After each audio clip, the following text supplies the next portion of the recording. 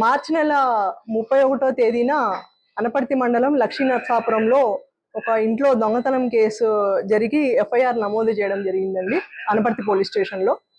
ఆ కేసులో భాగంగా ముద్దాయిని ఐడెంటిఫై చేసి పట్టుకోవడం కోసం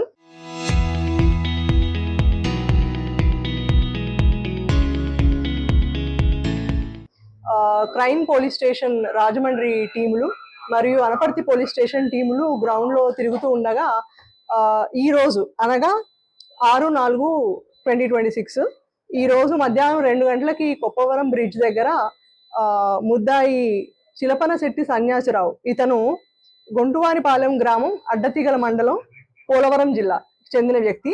ఇతను ముద్దాయి తిరుగుతున్నాడన్న సమాచారం మేరకు మేము అతన్ని పట్టుకోవడం జరిగిందండి. అతని కన్ఫెషన్ ఆధారంగా ఇతను అనపర్తిలో ఒకటి, అంటే లక్ష్మీనరసాపురంలో మనం ఏదైతే అనుకున్నామో అది, ఆలమూరులో, రావులపాలెంలో 2, నర్సీపట్నం టౌను మరియు కోరుకొండ ఈ ప్రాంతాల్లో దాదాపు 6 కేసుల్లో ముద్దాయిగా తేలాడండి. దీనికి సంబంధించి అతని దగ్గర నుంచి బంగారం 385 గ్రాములు, దాని విలువ 57 లక్షలు సుమారు, దాంతోపాటు వెండి వస్తువులు ఒక 110 గ్రాములు, దాంతోపాటు క్యాష్ 5,000. సో మొత్తం దాని విలువ 58 లక్షల మేరకు నగదు మరియు బంగారం, వెండి వస్తువుల్ని రికవరీ చేయడం జరిగిందండి.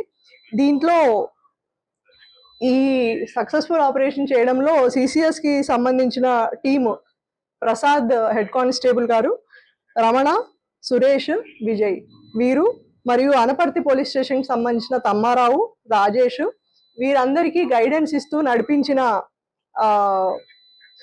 మన క్రైమ్ బ్రాంచ్ సిఐ గారు రాంబాబు గారు మరియు బాలశౌరి గారు, అనపర్తి సిఐ గారు సుమంత్ గారు, మరియు అనపర్తి ఎస్ఐ అయిన సీను గారు, and crime branch DSP Subhash గారు, మరియు వీటన్నిటికీ ఓవరాల్ మాకు గైడెన్స్ ఇస్తూ మమ్మల్ని నిరంతరంగా నడిపిస్తూ ఉన్న మా ఎస్పీ గారిని నేను కొనియాడుతూ మా టీంని అభినందిస్తున్నాను.